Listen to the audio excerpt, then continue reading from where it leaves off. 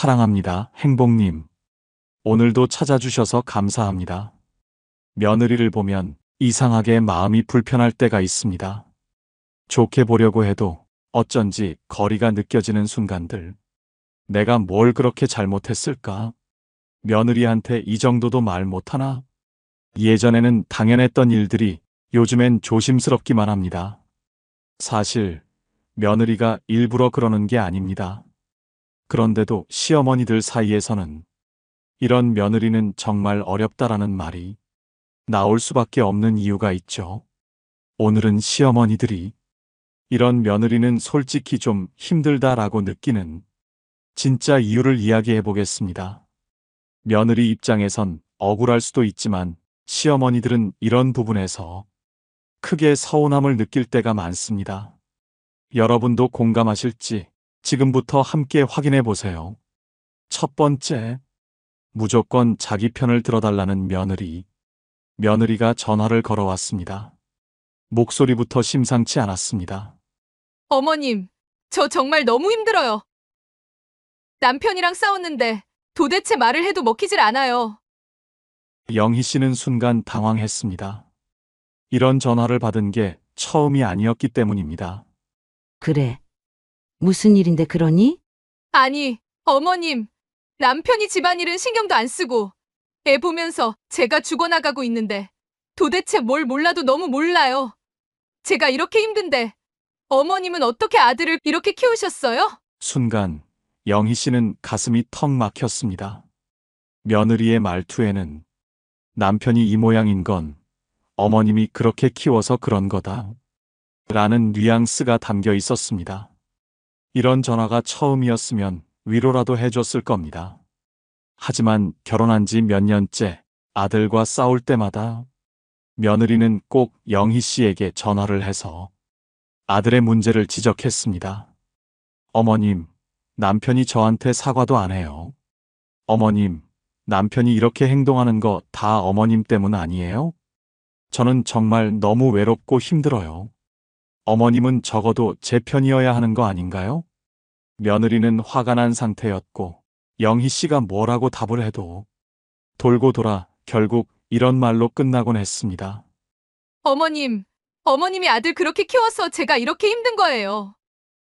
이쯤 되면 영희 씨도 답답해집니다. 며느리가 서운할 수는 있지만 아들과 싸운 문제를 왜 시어머니에게 따지는 걸까요? 그럴 때마다 영희 씨는 속으로 생각했습니다. 그래. 내가 힘든 건 알겠다. 하지만 그 문제를 왜 나한테 해결하라고 하는 거니? 이런 며느리들은 왜 시어머니에게 무조건적인 편을 요구할까요? 사실 이런 심리는 불안과 기대에서 비롯된 경우가 많습니다. 시댁이라는 낯선 환경에서 남편과 갈등을 겪으면 어딘가 기댈 곳이 필요하다고 느끼는 것이죠. 나는 시댁에서 혼자 버티고 있는데 어머님마저 내 편이 아니면 나는 누구에게 기대야 하죠? 하지만 이때의 기대는 상대방을 이해하려는 것이 아니라 자신의 감정을 해소하기 위한 것에 가깝습니다. 남편과의 갈등을 시어머니에게 풀면서 자신이 옳다는 확신을 얻고 싶어 하는 것이죠. 그런데 시어머니 입장에서 보면 이건 굉장히 억울한 일입니다. 며느리와 아들의 문제는 결혼한 두 사람이 해결해야 할 몫인데 그 책임을 시어머니에게 돌리는 순간 관계는 더 복잡해질 수밖에 없습니다. 특히 어머님이 아들을 그렇게 키워서 그래요. 같은 말은 시어머니 입장에서 더 큰 상처가 될 수밖에 없습니다. 며느리의 불만을 들어주다 보면 마치 자식 교육을 잘못한 사람처럼 몰리는 기분이 들기도 합니다. 가장 큰 문제는 이런 대화가 반복될수록 며느리는 시어머니에게 의존하고 시어머니는 점점 더 피로감을 느끼게 된다는 것입니다. 결국 해결되는 건 아무것도 없고 오히려 서로의 관계가 더 악화될 뿐입니다. 그렇다면 이런 상황에서 어떻게 대답해야 할까요?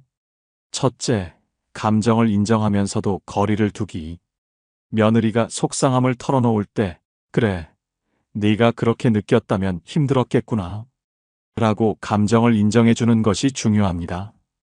하지만 그렇다고 해서 그럼 내가 아들한테 한마디 해줄게. 라고 개입하면 시어머니가 오히려 갈등의 중심이 될 수 있습니다.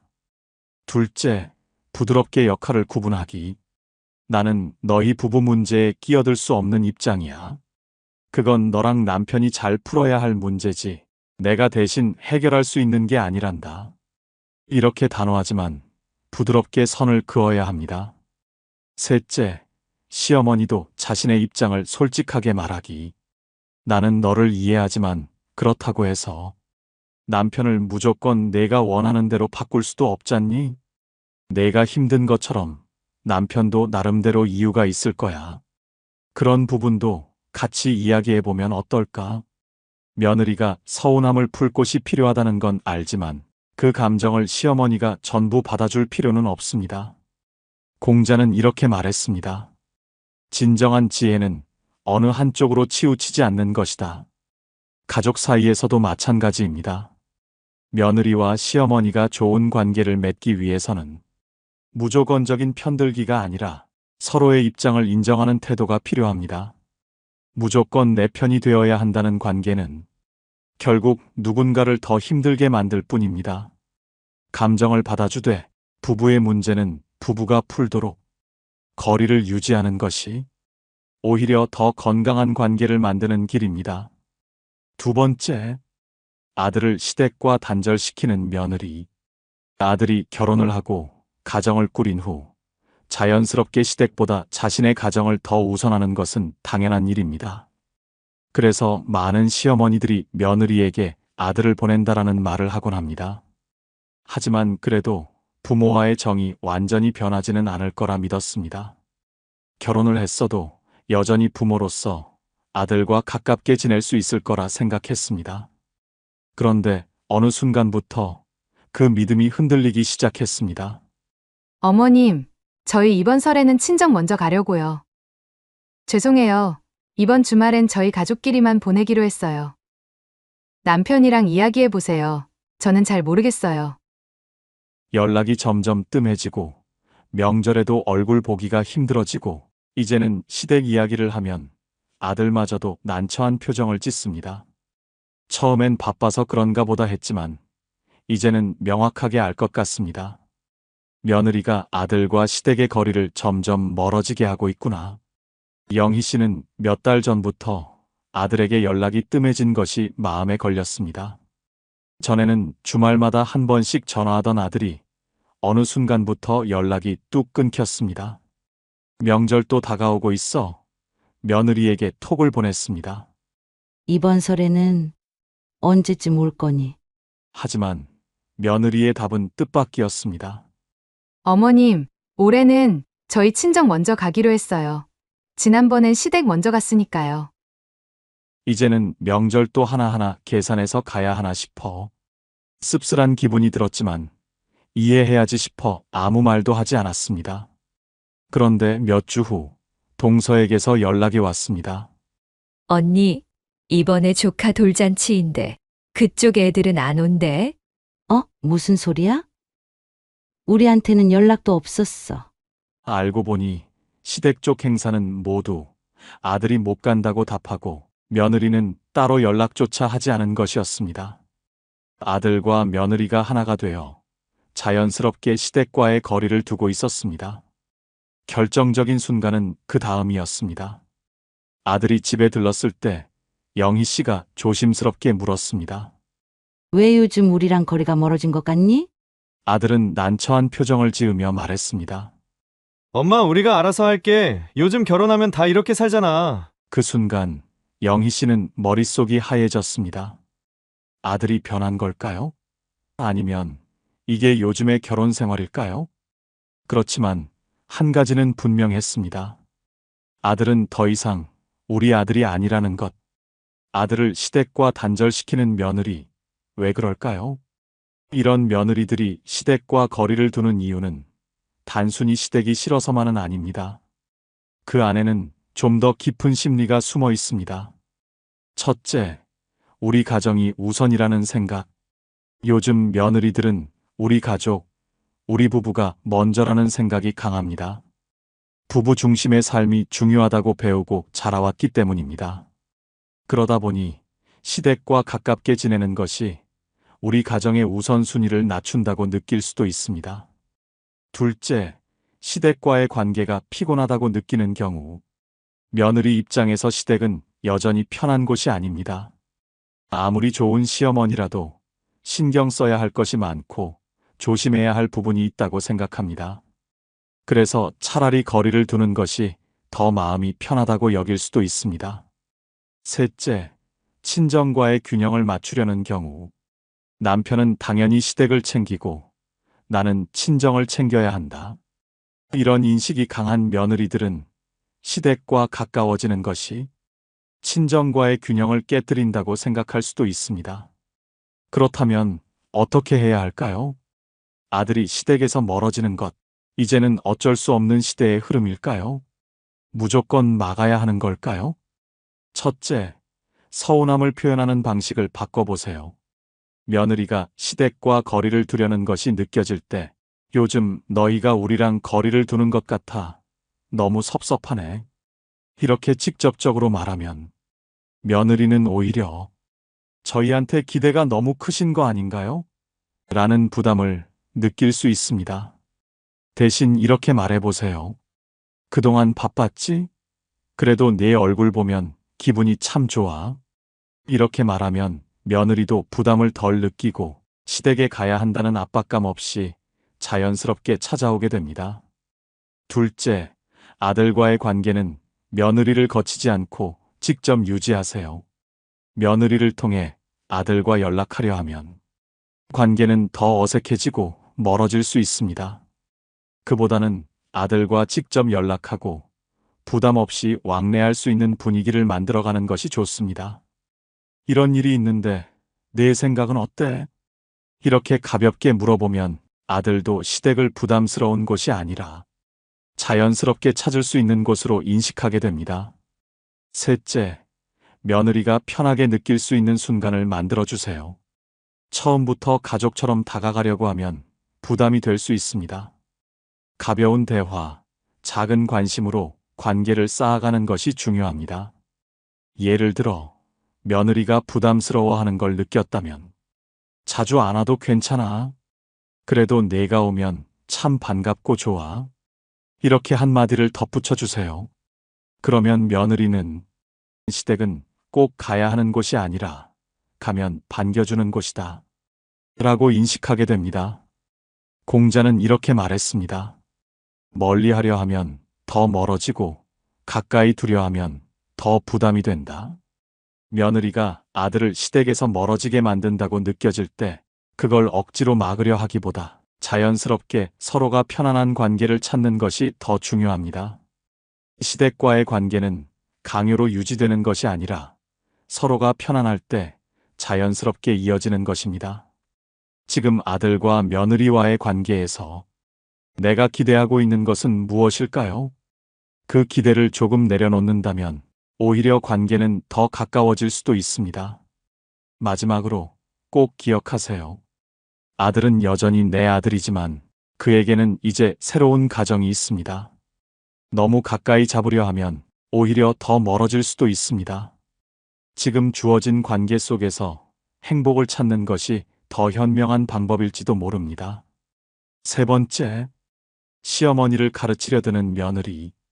영희 씨는 처음부터 며느리에게 기대가 많지 않았습니다.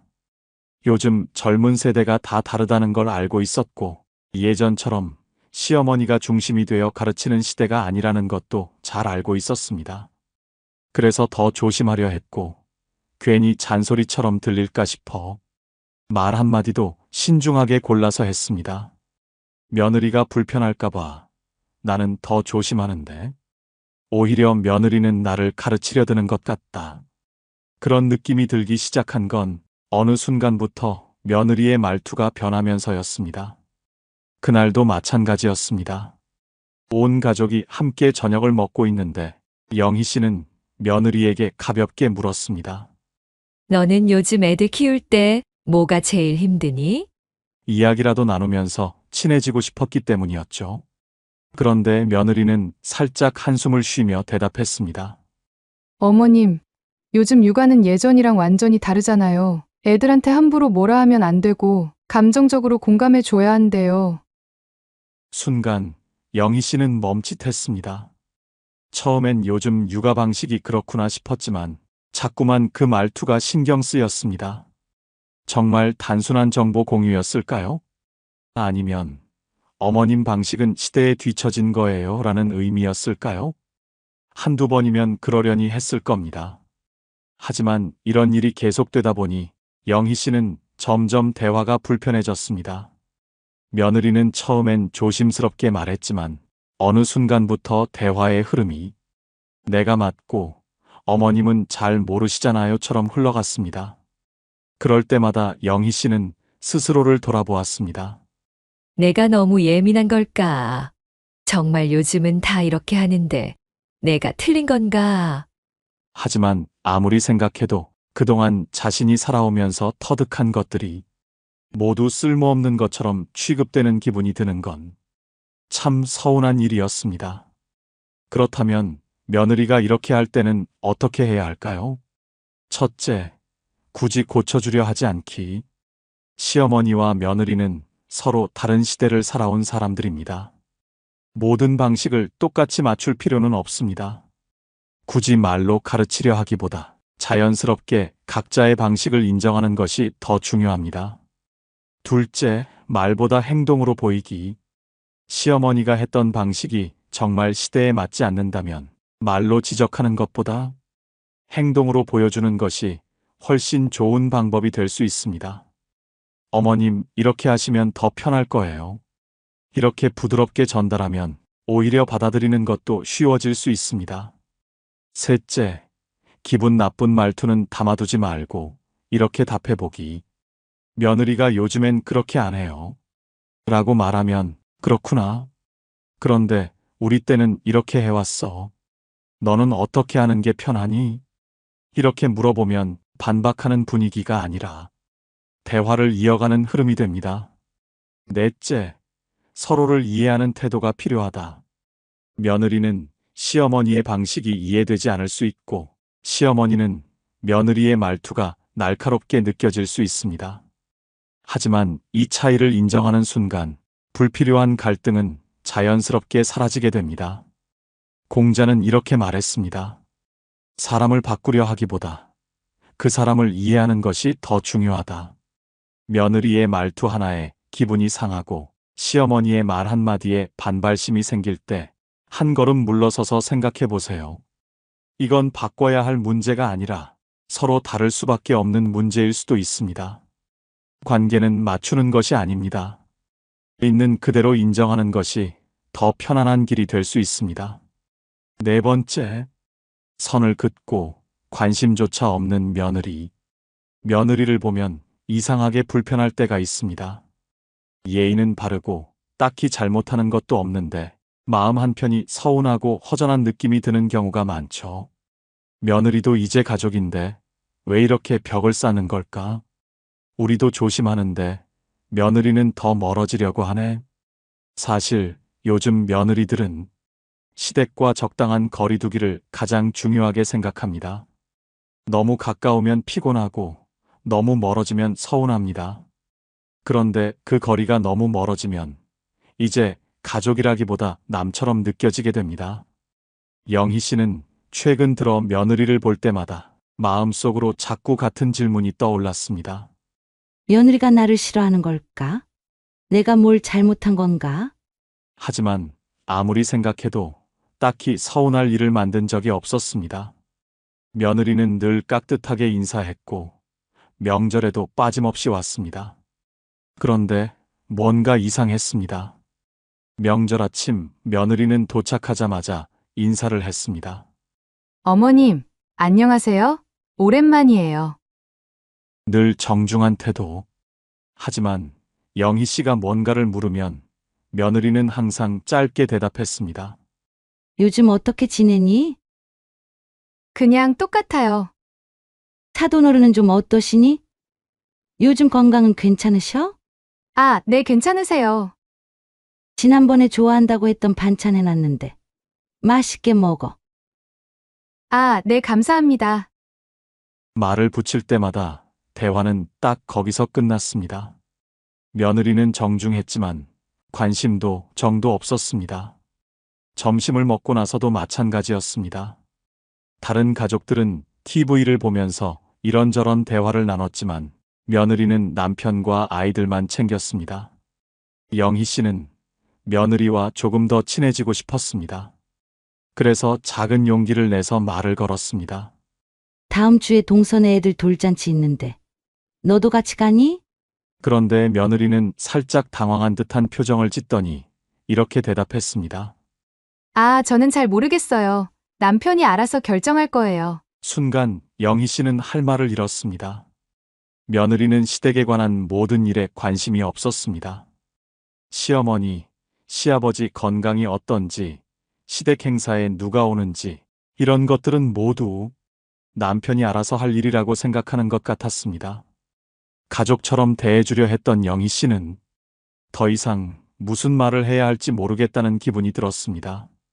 왜 며느리는 선을 긋고 시댁에 관심이 없을까요? 사실 며느리들이 꼭 시댁과 친해지기 싫어서 그러는 것은 아닙니다. 그보다는 거리를 유지하는 게 편하다고 생각하는 경우가 많습니다. 너무 가까워지면 오히려 피곤하고 시댁 일은 남편이 알아서 하는 게 맞다고 여기며 기본적인 예의만 지키면 관계에서 큰 문제가 없다고 생각하는 것이죠. 하지만 시어머니 입장에서 보면 어떨까요? 아무리 예의를 갖춘다 해도 정이 느껴지지 않는 관계라면 그건 결국 가족이라기보다 남처럼 느껴질 수밖에 없습니다. 그렇다면 어떻게 해야 할까요? 무작정 친해지려 하거나 관심을 강요하는 것은 오히려 관계를 더 어색하게 만들 수 있습니다. 대신 며느리가 스스로 관심을 가질 수 있도록 자연스러운 분위기를 만들어야 합니다. 예를 들어, 다음 주에 시댁 가족 모임 있는데 와야지? 이렇게 말하면 며느리는 부담을 느낄 수 있습니다. 대신 다음 주에 가족들 모이는데 얼굴 보면 좋겠지만 내가 편한 대로 해. 이렇게 말하면 강요가 아니라 선택권을 주는 느낌이 됩니다. 또 내 시아버지가 많이 편찮으시니까 내가 좀 챙겨드려. 이렇게 말하는 것보다는 아버지가 요즘 조금 편찮으신데 혹시 시간 될 때 안부 문자 한번 보내줄 수 있을까? 이렇게 가볍게 요청하는 게 훨씬 자연스럽습니다. 관계는 밀어붙인다고 가까워지는 것이 아닙니다. 부담 없이 다가갈 수 있도록 작은 관심을 표현하는 것이 중요합니다. 예전에는 가족이라면 당연히 서로를 챙기고 어른을 먼저 모시는 것이 기본적인 예의였습니다. 하지만 지금은 시대가 바뀌었습니다. 며느리가 거리감을 두는 것이 나를 싫어해서가 아니라 단지 시대가 변했기 때문이라고 받아들이면 오히려 관계가 한결 편안해질 수도 있습니다. 며느리가 시댁에 관심이 없다고 서운해하고 섭섭해하기보다는 오히려 기대치를 낮추고 작은 관심에도 감사하는 마음을 가지는 것이 중요합니다. 공자는 이렇게 말했습니다. 사람 사이의 도리는 너무 가까워도 안 되고 너무 멀어져도 안 된다. 기대는 줄이고 이해는 넓히는 것이 관계를 유지하는 가장 좋은 방법입니다. 적당한 거리 속에서 서로를 존중하는 것이야말로 진짜 편안한 가족 관계로 가는 길이 아닐까요? 5번째, 친정과 비교하는 며느리. 며느리가 무심코 던진 한마디. 우리 친정에선 이렇게 안 해요. 엄마는 저한테 이런 말 안 하세요. 그 순간 가슴 한쪽이 철렁 내려앉습니다. 시어머니와 친정어머니는 다른 사람인데 왜 자꾸 비교하는 걸까? 내가 뭔가 부족한 사람처럼 느껴지게 만드는 이 말. 처음에는 그냥 넘기지만 이게 1번, 2번 쌓이다 보면 어느 순간 깊은 서운함으로 남습니다. 명자 씨는 며느리와 함께 반찬을 만들고 있었습니다. 오랜만에 같이 요리를 하니 기분도 좋고 이야기도 나누고 싶었습니다. 이거 된장찌개 끓일 때 마늘 조금 넣으면 더 맛있더라? 아, 근데 저희 친정에선 마늘 안 넣어요. 순간 명자 씨는 멈칫했습니다. 마늘을 넣는 게 문제는 아니었습니다. 그 말투, 우리는 그렇게 안 해요. 마치 어머님 방식은 틀렸어요. 라는 뜻처럼 들렸습니다. 며느리는 별 뜻 없이 한 말일 수도 있었습니다. 하지만 명자 씨는 갑자기 말문이 막혔습니다. 그동안 함께할 때마다 며느리는 친정 이야기를 자주 꺼냈습니다. 엄마는 이런 반찬 잘 안 해요.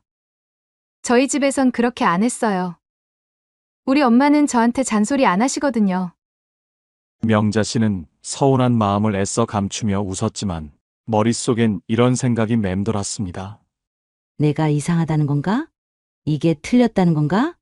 같이 밥을 먹을 때도, 명절 음식을 만들 때도, 가족 이야기를 할 때도 며느리는 늘 우리 친정에선 이라는 말을 먼저 꺼냈습니다. 마치 시댁은 늘 비교 대상이고 친정은 정답인 것처럼. 어느 날 명자 씨는 며느리에게 조심스럽게 말했습니다. 내 친정에서는 그랬구나. 그런데 여긴 시댁이니까 우리 집 분위기에 맞추는 건 어떠니? 그 말에 며느리는 살짝 인상을 찌푸렸습니다. 왜요? 이게 더 합리적이잖아요. 그 순간 명자 씨는 더 이상 아무 말도 할 수 없었습니다. 그저 쓴웃음만 지어졌습니다. 그럼 나는 내 방식에 맞춰야 하는 사람인가? 사실 며느리들도 일부러 시어머니를 서운하게 하려는 게 아닙니다. 단지 친정에서 자라온 환경이 너무 익숙하다 보니 그 차이를 자연스럽게 이야기하는 것뿐이죠.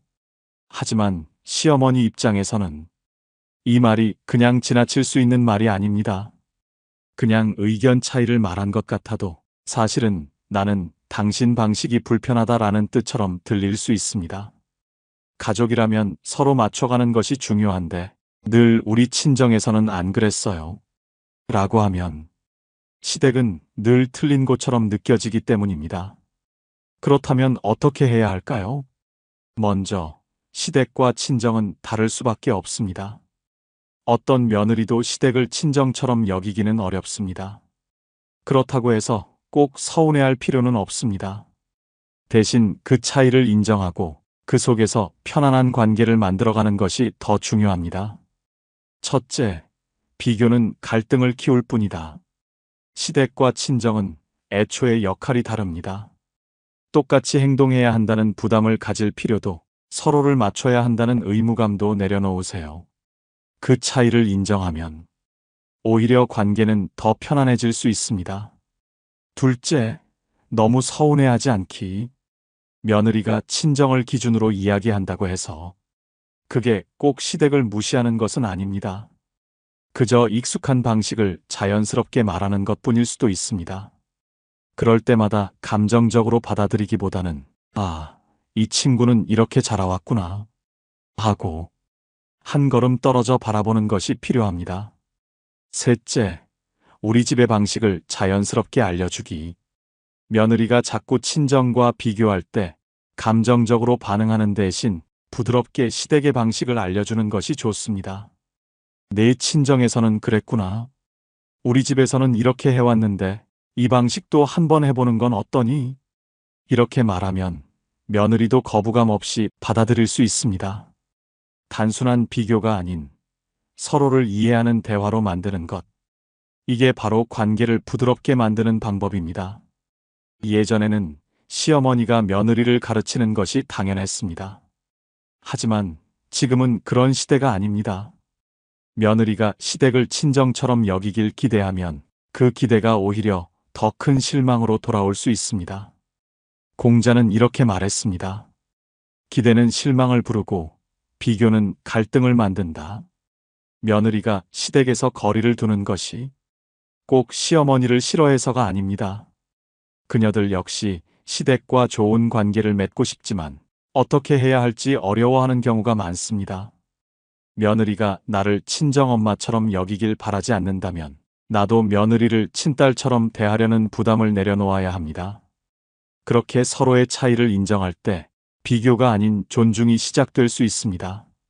사실 며느리와 시어머니 사이의 갈등은 누가 더 잘못했느냐의 문제가 아닙니다.